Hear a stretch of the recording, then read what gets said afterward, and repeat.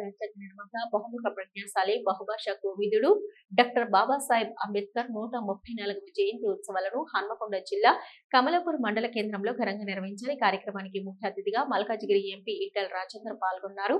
అంబేద్కర్ విగ్రహానికి పూలమాల వేసి ఘన నివాళులర్పించారు. ఈ సందర్భంగా మీడియాతో మాట్లాడుతూ దేశంలోని గొప్ప రాజకీయ పరిజ్ఞానం కలిగిన ఏకైక వ్యక్తి అంబేద్కర్ అని కొనియాడారు.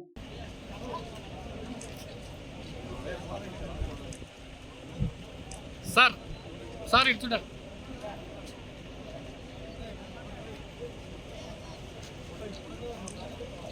జై భీమ్,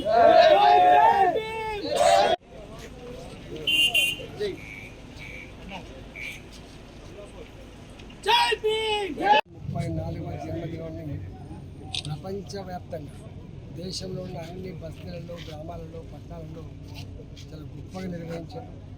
ప్రపంచమే మెచ్చే మహామేధావి, దేశంలో అరుదైనటువంటి గొప్ప రాజకీయ పరిజ్ఞానం నాయకులు మాత్రమే కాకుండా గొప్ప మేధావిగా పేరు తెచ్చుకున్నటువంటి అంబేద్కర్ గారి ఆశయాలని రాబోయే కాలంలో యువత మదిలో పెట్టుకుని దేశాన్ని ముందుకోవడంలో తోడ్పాటు అందించాలని అంబేద్కర్ గారి స్ఫూర్తితో రాజకీయ పార్టీలు కానీ నాయకులు కానీ ముందుకు పోవాలని చెప్పి ఈ సందర్భంగా విజ్ఞప్తి చేస్తున్నారు.